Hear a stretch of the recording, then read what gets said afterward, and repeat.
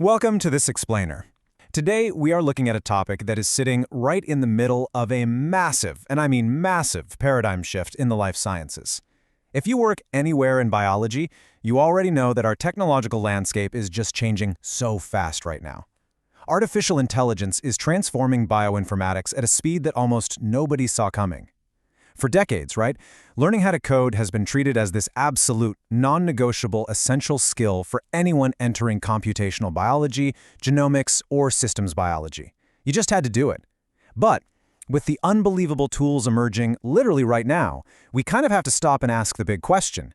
Do biologists actually still need to spend months or even years agonizing over programming languages like Python and R? Well, let's figure it out. You know, there's this saying out there, if you don't know Python or R, you won't survive in modern biological research. If you're a student or a researcher, I can almost guarantee you've heard some variation of this warning. For years, this decades-old, incredibly anxiety-inducing myth has been echoed in university halls and labs all around the world. Coding ability basically became this strict gateway, a sort of bouncer at the door of your career development. But is this really still true today?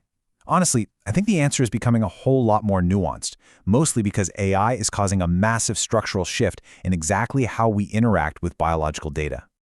Okay, let's dive into this. Section 1, the Bioinformatics AI boom, and how AI is changing the lab. Look, we are no longer talking about AI as some abstract, distant future concept. It is here, right now. It's actively sitting on the laptops of researchers across the globe.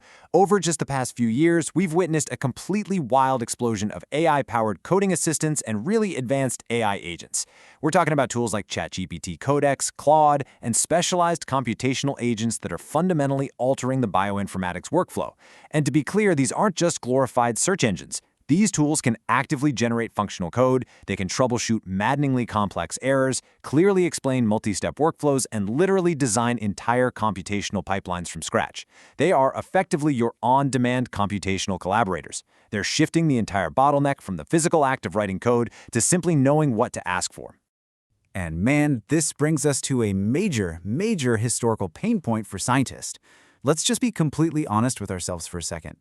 For the vast majority of researchers, programming has always been a necessary hurdle, right? It wasn't the actual objective. So many biologists have spent countless, deeply frustrating hours troubleshooting coding errors, hunting down one single missing comma, and just scouring obscure online forums trying to decipher complicated syntax. And every single hour spent doing that, fighting with scripts, was an hour taken away from their real passion, which is making the biological discoveries hidden inside all that data. The focus was basically forced onto the mechanics of programming rather than the science itself. Let's look at how this breaks down now. Section 2, developers versus everyday researchers. Two very different career paths. The reality is, the importance of programming today depends entirely on which of these two distinct career paths you are actually on. Over on one side, we've got the hardcore developers. If your ultimate goal is to design brand new algorithms, develop software packages, create machine learning models, or build completely novel analysis pipelines, then absolutely 100% languages like Python, R, C++, and deep computer science principles remain completely indispensable for you. AI can definitely help you write your code faster, but it is not going to replace the deep mathematical and structural understanding you need to invent new computational methods. But, on the other side, we have the everyday researchers. And by the way, this is the vast majority of biologists.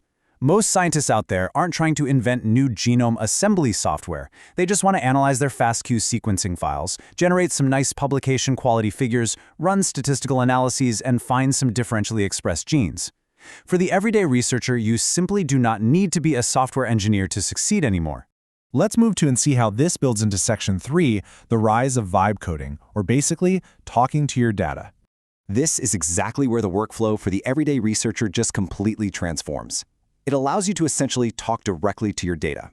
Just consider a prompt like this. Take these FASTQ files, perform quality control, assemble the genome, calculate BUSCO completeness, annotate using Eggnog Mapper, and generate a summary report.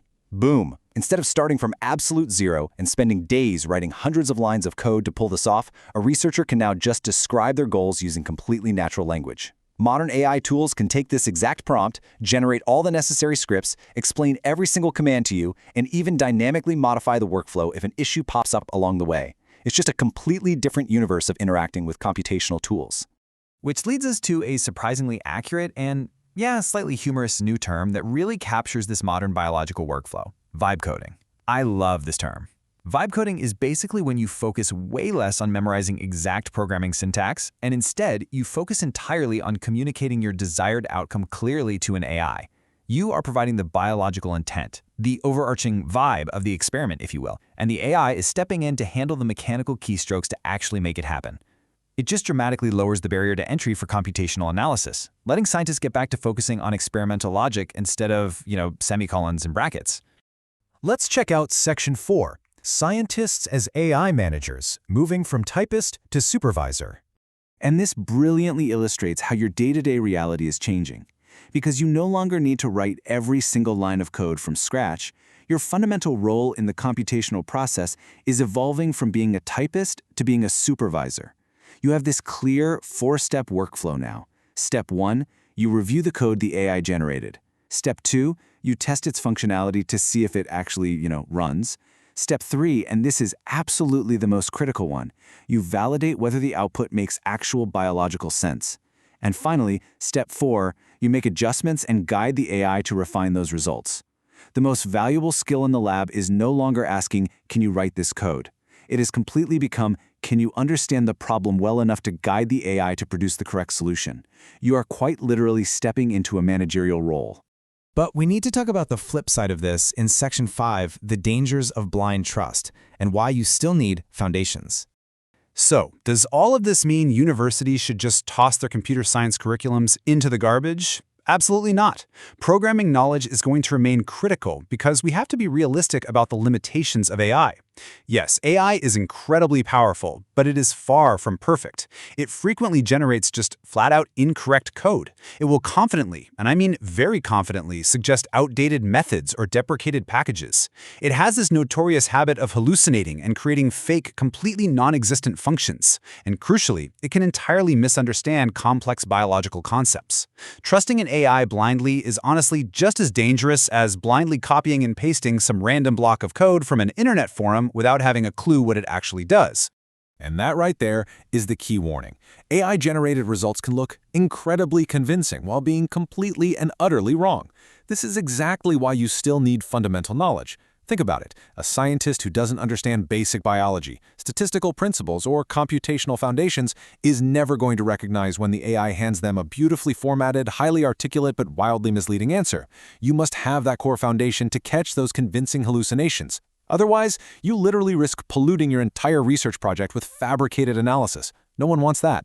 Which brings us to our final point, Section 6, How to Learn Programming Now, the new syllabus. Because the actual role of the scientist is evolving, our syllabus really has to evolve right alongside it. In the old way of doing things, we spent years basically expecting every biology student to essentially become a software engineer, memorizing exact syntax, writing everything from scratch, and trying to learn every single computational library out there. It was exhausting.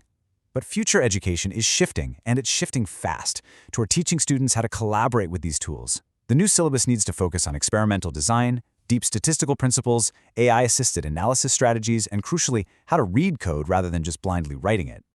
So, the crucial point is this. You do not need to master Python and R from the absolute ground up. Unless, of course, software development is your actual career goal. Instead, these are your essential modern skills right now. Learn to read code so you actually know what the AI generated. Learn how to modify simple scripts so you can tweak your pipelines when needed. Learn to identify basic errors when a program inevitably crashes. And fully understand the limitations of your computational tools. You just don't need to spend years memorizing syntax rules if your primary goal is biological discovery. Reading comprehension in Python or R is now, for sure, far more valuable than writing fluency. Ultimately, the true lasting value moving forward is combining deep biological expertise with AI-powered computational assistance. The AI can handle the vast majority of that repetitive coding work and the heavy lifting of pipeline construction. But your greatest value? That lies in asking meaningful biological questions, designing incredibly robust experiments, critically evaluating the results, and then connecting those computational outputs back to real-world biology. The scientists who succeed in the future probably won't be the ones who write the most code. They'll be the ones who act as the ultimate scientific decision-makers. I want to leave you with a final thought to mull over today. Are you still trying to memorize Python syntax, or are you ready to step up and manage the AI? The future of bioinformatics really isn't about choosing between biology and programming. It's about making them work together as partners. Think about where you fit into this new landscape. I'd love to know what you think. How are you adapting your own research to this incredibly rapid shift? Thank you so much for joining me for this explainer, and I really hope this helped clear up exactly where our incredible field is heading next.